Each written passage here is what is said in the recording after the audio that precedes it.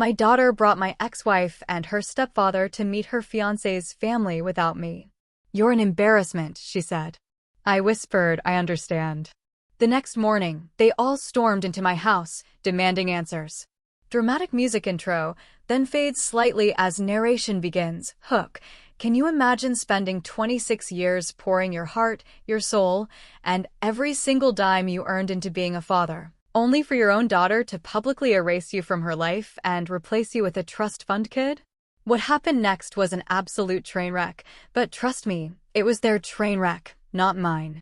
Story. My name's Jace, I'm 50, and I've been a union electrician for 28 years, Local 364, Rockford, Illinois. My life used to be simple: work, my modest ranch house, and my daughter, Brooke. I bought that house after my divorce 12 years ago. My ex, Vivian, decided her yoga instructor, Wesley, some trust fund kid who'd never worked a day in his life, understood her soul better than I did. They married 18 months later. Brooke was 14 then, old enough to grasp the mess, but young enough for Wesley to twist her head with credit cards and empty promises. The Monday before Thanksgiving last year, my world started rewiring itself. Rockford was doing that late November thing, sky sitting on your shoulders like a wet blanket. I'd just finished a job, rewiring an old storefront that smelled like mildew and the ghost of 1,000 failed dreams. Pulled into my driveway, dropped my tool bag, the house quiet. Just me and the ticking clock. I made coffee the old-fashioned way, scrolling through my phone, and then I saw Brooke's text. She wanted to stop by Wednesday with her fiancé, Connor, after they got back from somewhere. I texted back, "Where'd you go?" The reply took too long. Madison. Meeting Connor's family. I stared at that. Madison isn't far, an hour and a half, maybe 2, but it's far enough you plan, pack a bag, coordinate. I asked if I was coming along. Because that's what a father does, right? You show up, shake hands with your future in-laws. Her reply this time came back almost instantly. Just Mom and Wesley are coming. Something cold, metallic, slid through my chest. Not anger yet, just a deep chill. I asked why. Connor's family is traditional. It's just easier this way. Easier. I asked what she meant. I mean, I don't want to be embarrassed. Can you not make it a big deal, please? Embarrassed. Me? I typed out 3 different responses, deleted every single one, and finally just sent. Got it. I sat at my kitchen table, drinking coffee that was getting cold, trying to figure out when I became the inconvenient parent. The one you hide from polite company. The one whose existence needs to be explained away or, even worse, simplified out of the narrative entirely. My phone buzzed again. My brother Ricky. He works at a body shop on the south side, got a sixth sense for when something's wrong. His text was simple. Yo, what's up, brother? Sup? You good? I told him I'd call him later. That night, I didn't sleep much. Just stared at the ceiling, thinking about all the years I'd shown up. Every child support payment on time. Every birthday, every holiday pickup and drop-off.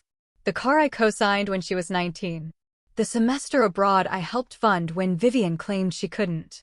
The emergency appendectomy when she was 16, and I sat in that hospital waiting room for 6 hours while Vivian and Wesley were conveniently unreachable at some spa retreat. 26 years.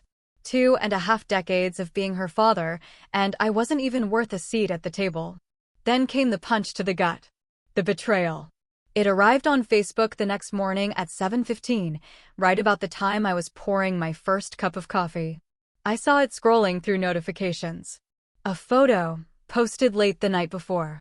Brooke, in a dress coat, hair done up, smiling like she just won the lottery. Vivian beside her, looking smug in that way she always did. And Wesley, arm around my daughter's shoulder, grinning like an absolute jerk. They were standing in front of some upscale restaurant in Madison. String lights, exposed brick, the kind of place that charges $40 for a steak. The caption was like a physical blow. Family dinner with my parents before the big meeting tomorrow. So grateful for my amazing dad and the love he's shown me. Dad. She called Wesley her dad. After 26 years. 2.5 decades of my blood running through her veins. And I was watching her publicly declare her stepfather as her dad, while I sat alone in my kitchen like a ghost who hadn't figured out he was dead yet. My phone rang. "Ricky, you see it?" "Your daughter," he asked without preamble. I said yeah. "That's messed up, Jace. That's genuinely messed up." I didn't disagree. Ricky was quiet for a second. Then he said something that stuck with me. "You know what the worst part is? She posted that knowing you'd see it. That's not a mistake." He was right. Brooke wasn't stupid. She'd inherited her mother's talent for cruelty, wrapped in plausible deniability. She could always claim she didn't mean it that way. That I was being sensitive. Reading too much into things. I told Ricky I'd call him back and hung up. I texted Brooke one message, only one. "Since Wesley is your dad now, let him act like it. You're cut off." Then I turned my phone off and went to bed. The next morning, I heard cars in my driveway. Cars. I looked out the window. Brooke's luxury SUV, parked behind Vivian's Mercedes. The whole crew had assembled. Brooke, Vivian, and Wesley himself, looking smug as ever in a cashmere coat. Nothing says family emergency like showing up in two luxury vehicles to confront your father about his feelings. They didn't knock. Brooke still had a key from when she used to stay with me on weekends. She walked in like she owned the place, the other two trailing behind her. Vivian scanned my kitchen with that look, mentally cataloging everything that wasn't up to her standards. Wesley positioned himself near the door, ready to play peacekeeper, I guess. Vivian spoke first. She always did. "Jace, we need to talk." I stayed seated at my kitchen table, coffee in hand, phone still showing Facebook. "Do we?" Brooke pushed forward. "You saw the post. Before you make this into some huge thing, I repeated. You called Wesley your dad, publicly, to the entire internet." Wesley stepped up with that fake smile of his. "Jace, I understand you're feeling hurt." I held up a hand. "Let me stop you right there. You don't get to talk about this situation. Apparently, you're the preferred parent in my daughter's life, so congratulations. Start acting like it." His smile faltered slightly. Vivian's eyes went sharp. "This is exactly what I mean," Brooke said. "This attitude. This is why I didn't want you there." "What attitude?" I asked, my voice calm, almost too calm. "The one where I exist? Where I have opinions? Where I'm not just a walking checkbook you tap when you need something?" Vivian's voice came, ice cold. "Nobody said that." "You didn't have to say it," I replied. "Actions speak, Vivian. You took your husband and my daughter to meet her fiancé's family and introduced Wesley as her father. So, what did you tell them about me? That I'm a roommate? Some guy who funds your daughter's lifestyle and occasionally shows up at holidays?" Silence. I looked at Brooke. "What exactly did you tell Connor's parents about me?" She didn't answer. "Brooke." Her jaw tightened. "The Hartleys don't do divorce mess, okay? They're traditional, old money. Mom told them you were basically out of the picture. It was easier." There it was. Easier. "So you erased 26 years of me being your father because it was easier?" "It's not erasing. It's just presentation." "It's a lie, Brooke. A lie you told to your future in-laws about who raised you." She rolled her eyes. "Biologically, sure, but fatherhood is more than DNA." She crossed her arms and looked me dead in the eyes. "You never acted like a real father, Jace." The words landed like a sledgehammer to the chest. I stood there for a long moment. "Okay," I whispered. "I got it." Brooke blinked, almost surprised I didn't fight back. Vivian exchanged a glance with Wesley. The room went quiet. Wesley cleared his throat. "The Hartley family has certain expectations, don't care." He stopped mid-sentence. Vivian stepped in. "You're making this more dramatic than it needs to be." "No," I stood up slowly. "I'm done. We came here to make peace," she said through her teeth. "You came here because Brooke wants something." Brooke's voice turned sharp. "What does that even mean?" I looked at my daughter. I tried to see the little girl who used to run to me when I got home from work. The teenager who cried on my shoulder when her first boyfriend broke up with her. The young woman who called me in a panic when her car broke down on I-90 and I drove 2 hours in a snowstorm to help her. All I saw was a stranger in expensive clothes who'd learned to treat people like disposable commodities. Someone who'd been taught that image mattered more than anything else. "It means the gravy train just hit the end of the line," I said. Brooke's face paled. "What are you talking about?" The account I set up for you. The one I've been putting money into since you were 3 years old. The one I told you was for emergencies and your wedding someday. I paused. I closed it first thing this morning, before you even got here. Her jaw dropped. You did what? Vivian's eyes went wide. Have you lost your mind? You can't do that. Already did. That money was for Brooke. It was my money, saved for my daughter. And apparently, I'm not her father. She can forget about it. Brooke finally found her voice. How much was in there? I told her. The number hung in the air. Wesley whistled low. That's substantial.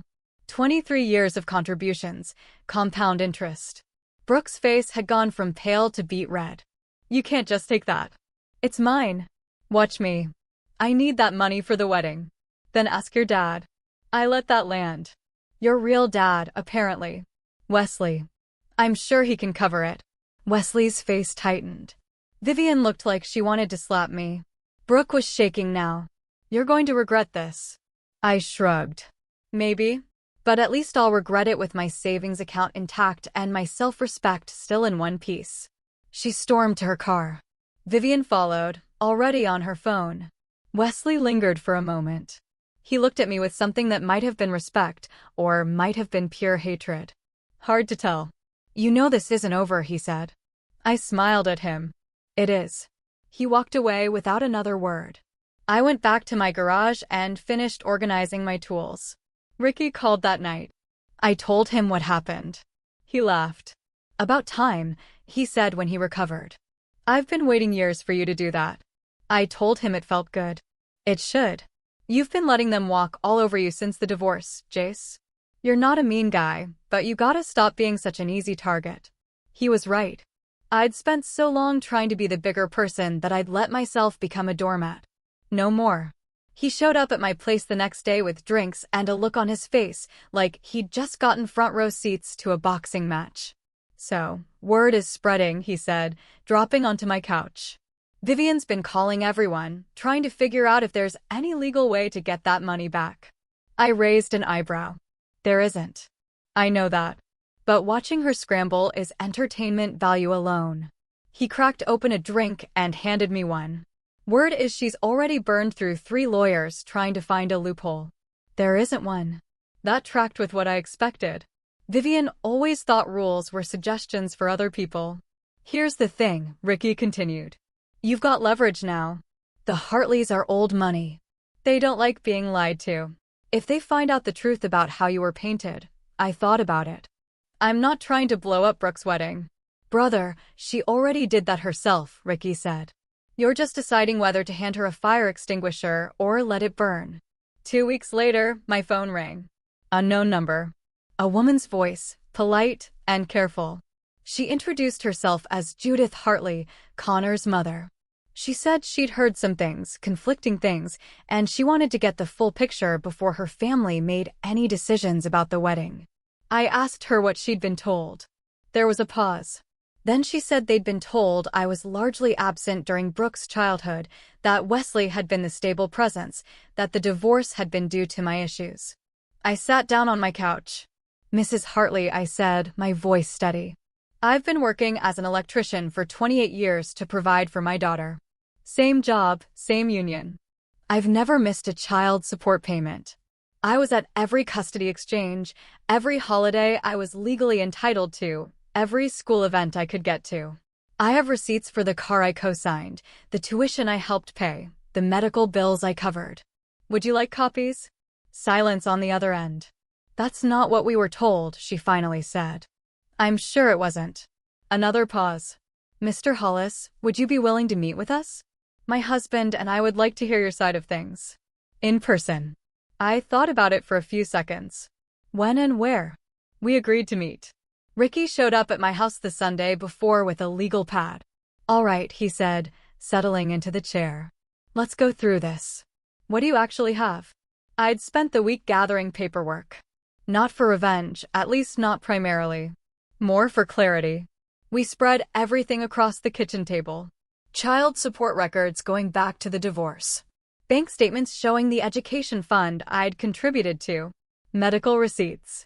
The co-signing documents for Brooke's first car. Report cards with my signature alongside Vivian's. Photos from birthdays, holidays, school events. Ricky flipped through a stack of photos. You were at her high school graduation. Third row. Got there early to get a good seat. He held up a picture of Brooke in her cap and gown, me standing next to her. Both of us smiling. This is 2 years after Vivian remarried. You were still coming to everything. I never stopped, I said. He set the photo down and shook his head. And they told the Hartleys you were absent. Man, I'm so freaking angry. It's all right, I said. I've got the receipts. Ricky made a sound of disgust. Vivian always was good at rewriting history. Remember when she told everyone the divorce was because you worked too much? Conveniently left out the part where she was sleeping with Wesley. I didn't want to rehash old wounds. That's not what this is about. Maybe it should be. These people lied about you, Jace. They're still lying, and they're using those lies to cut you out of your own daughter's wedding. I looked at the piles of paper on my table. 26 years of evidence that I'd been there, that I'd tried, that I'd never stopped being a father, even when it would have been easier to walk away. The Hartleys seem like reasonable people, I said. Judith sounded genuinely confused on the phone, like what she'd been told didn't match what she was seeing. What do you mean? She said Connor mentioned me a few times, said I seemed like a normal guy when they met briefly at some engagement party, but Brooke and Vivian's story painted me as some deadbeat who barely existed. The math didn't add up for her. Ricky nodded. So, she's doing her own fact-checking. Smart woman. He pulled out his legal pad. Okay, what do you want out of this meeting? I thought about it. I didn't want to blow up Brooke's wedding. I wanted something simpler.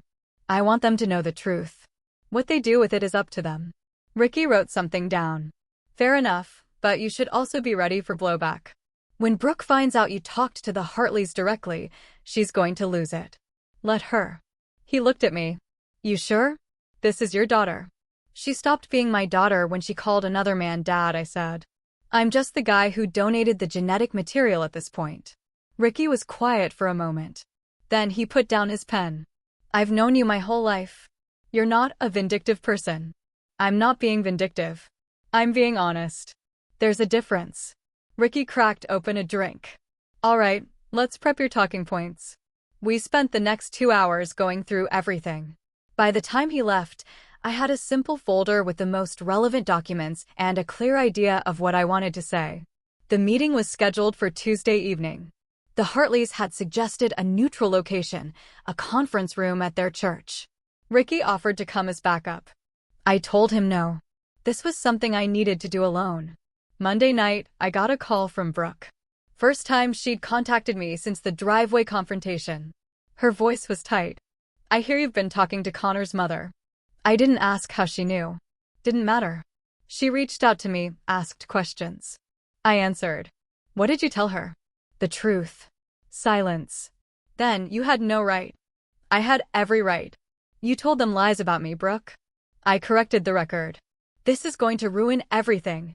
No. The lies were going to ruin everything eventually. Her voice went cold. You're going to regret this. You keep saying that. Hasn't come true yet.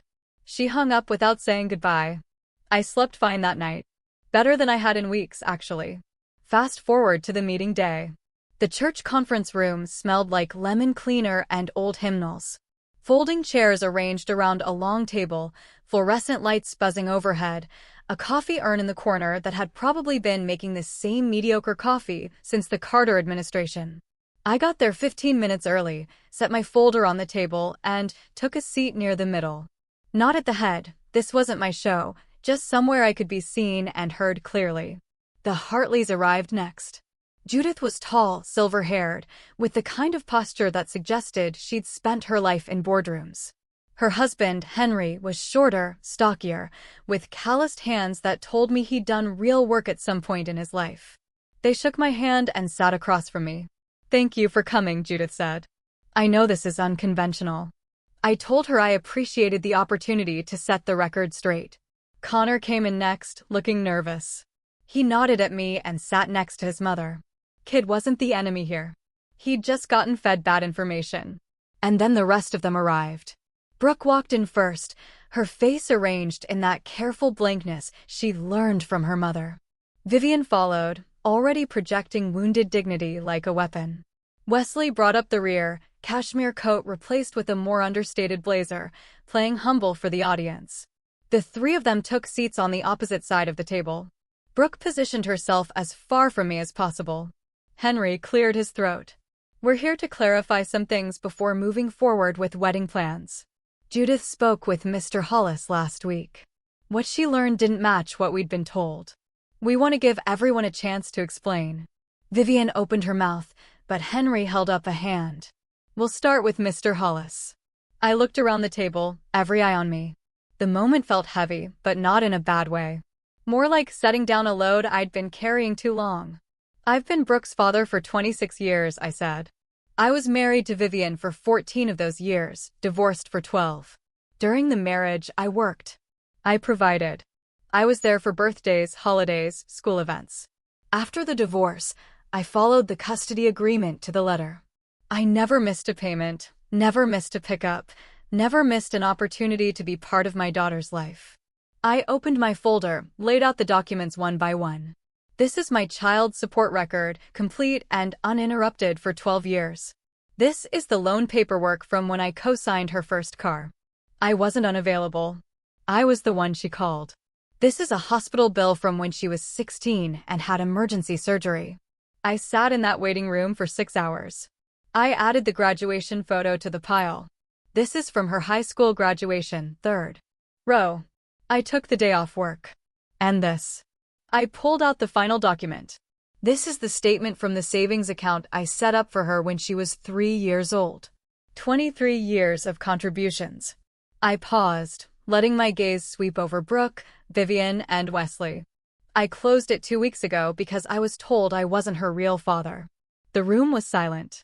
Judith studied the documents. Henry's expression had gone from neutral to something closer to anger. Connor stared at Brooke.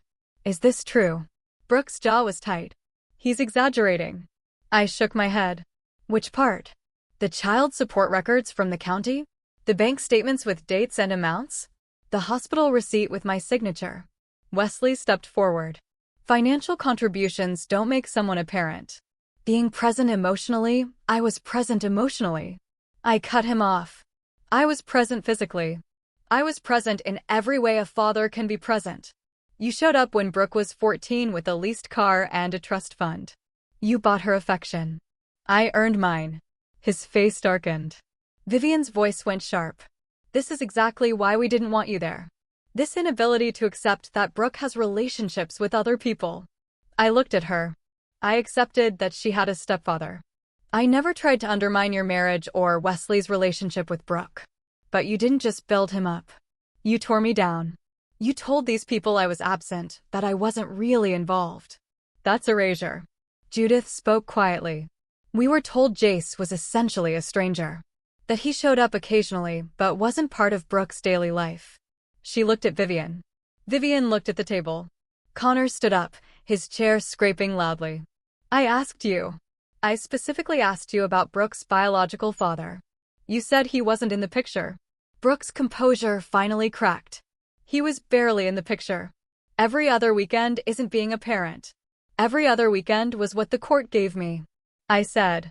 I asked for more. Your mother's lawyer made sure I didn't get it. Vivian's face went red. That's a lie. Check the court records. Connor was still standing. He looked at Brooke, then at Vivian, then back at Brooke. When he spoke, his voice was quiet. The kind of calm that comes right before everything breaks. So, you lied about your father. To make your family look better. Everyone froze. Brooke's mouth opened, but nothing came out. Vivian's face went white. Wesley looked at the floor. The silence stretched until it hurt. Henry turned to his son.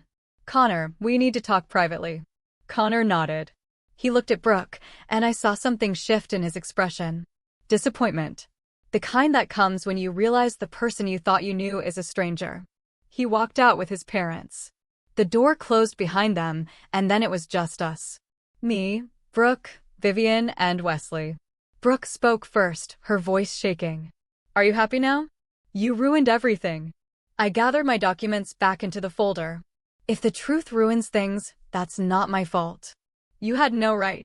I had every right. Wesley stepped forward. You need to think about what you're doing here, Jace.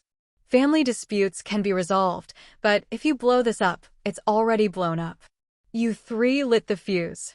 I'm just not letting you blame me for the explosion. Vivian stood, gathering her purse. We'll see about that. This isn't over. I shrugged.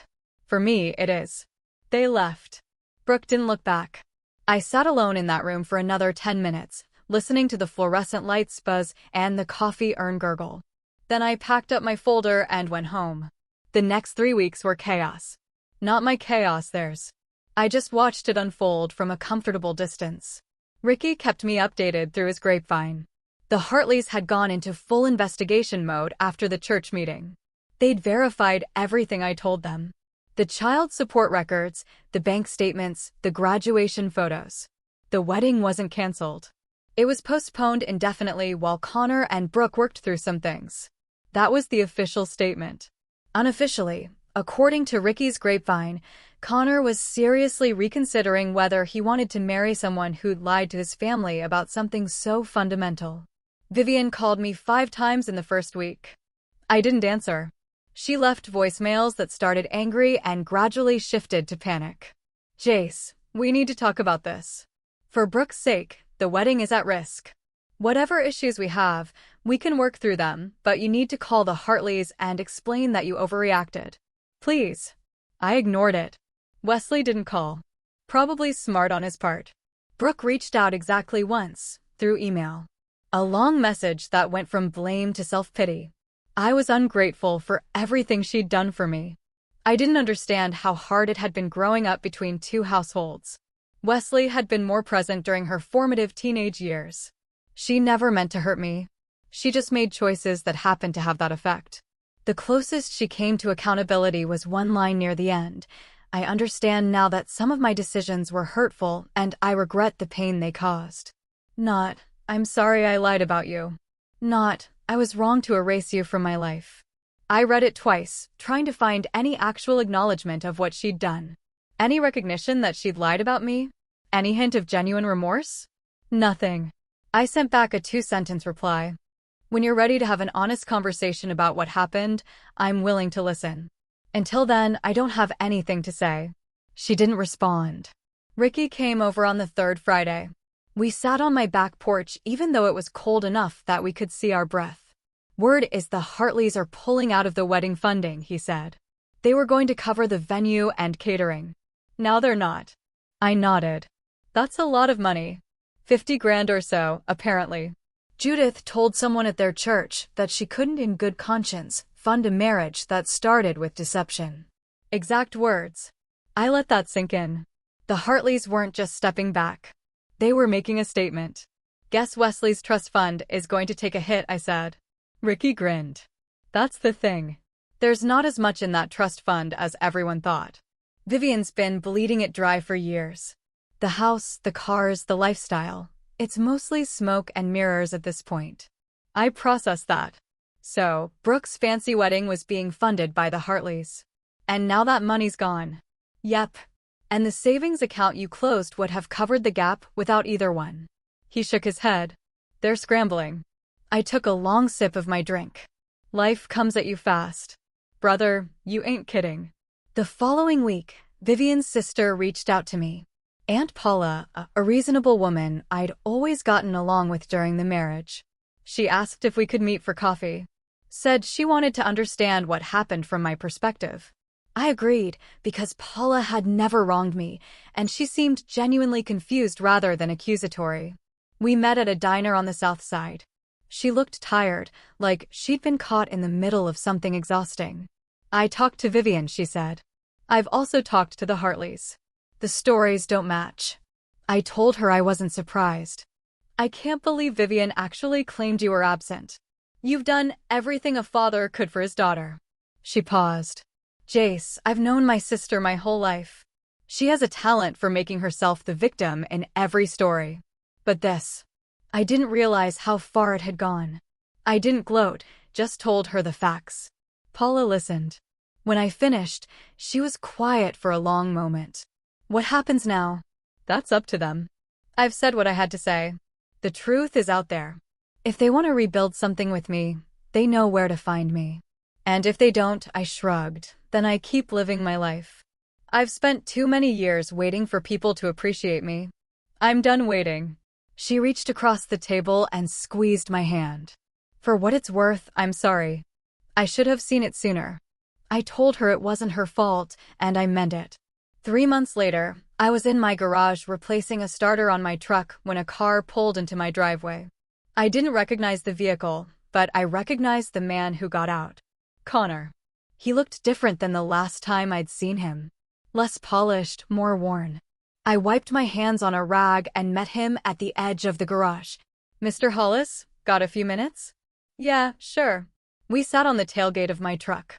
Neither of us in a hurry to fill the silence. Early March cold still had some bite to it, but the sun was out and the wind wasn't too bad. Connor spoke first.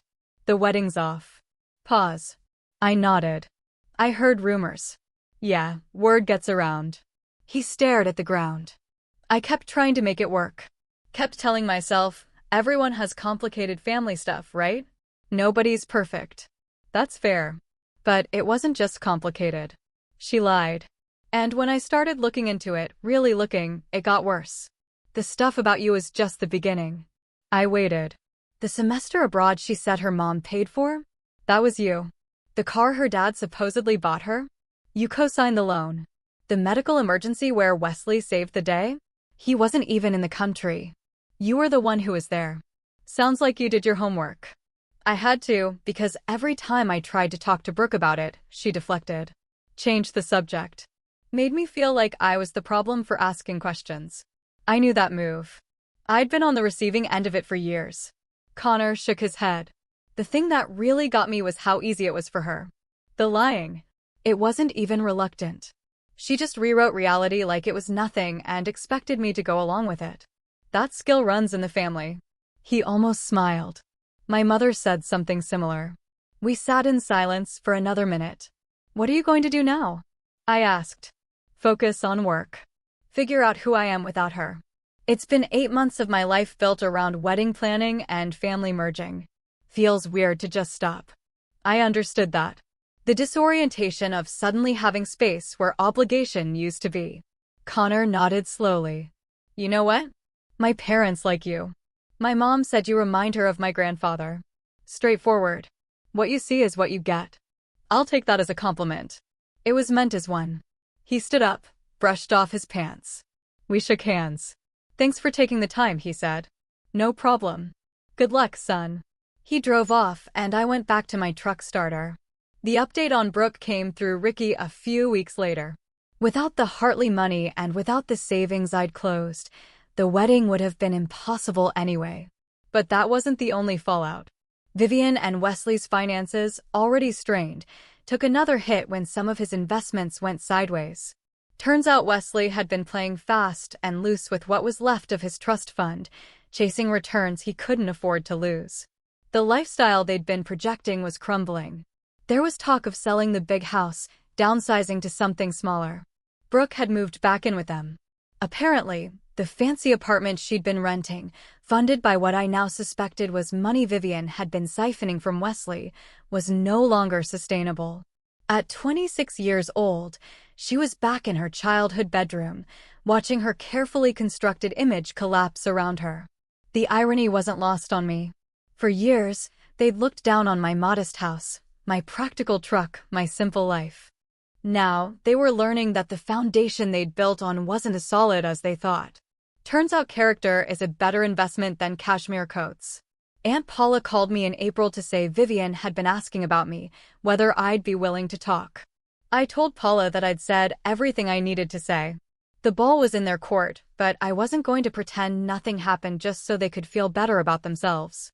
She's not going to apologize, Paula warned. You know that. I knew Vivian had never apologized for anything in her life. And Brooke had learned that skill from the master. Then we don't have anything to discuss. Paula accepted that. Probably expected it. Summer came. I took a fishing trip with Ricky up to Wisconsin. Spent a week not thinking about any of it. Just casting lines into a lake and enjoying the quiet. When I got back, there was a letter in my mailbox. No return address, but I recognized the handwriting. Brooks. I debated not opening it. The mature thing might have been to read it with an open heart, look for the apology, rebuild the bridge. But I'd spent 26 years being mature, being the bigger person, being patient. I read it anyway. It was 3 pages long. Most of it was explanation without apology. She'd been confused. She'd been caught between 2 families, etc. I put the letter in a drawer. Maybe I'd respond someday. Maybe I wouldn't, but I wasn't in a hurry. In October, I got a new apprentice at work. Kid named Tyler, 22 years old, eager to learn the trade. He reminded me of myself at that age. Showing up early, staying late, not complaining when the work got hard. One day over lunch, he asked if I had any kids.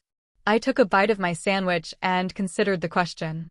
I have a daughter, I said finally. But we're not close. He nodded like that made sense. Didn't push for details. Smart kid. That night, I sat on my back porch as the sun went down. That clean autumn cold that reminds you winter's coming but hasn't arrived yet.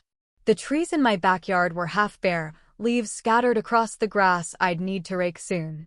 I thought about Brooke, about Vivian and Wesley, about all the years I'd spent trying to be enough for people who'd already decided I wasn't. And I realized something that felt like peace. I'd stood up for myself. I'd refused to be treated like a ghost. Refused to be erased. Whatever happened next was out of my hands.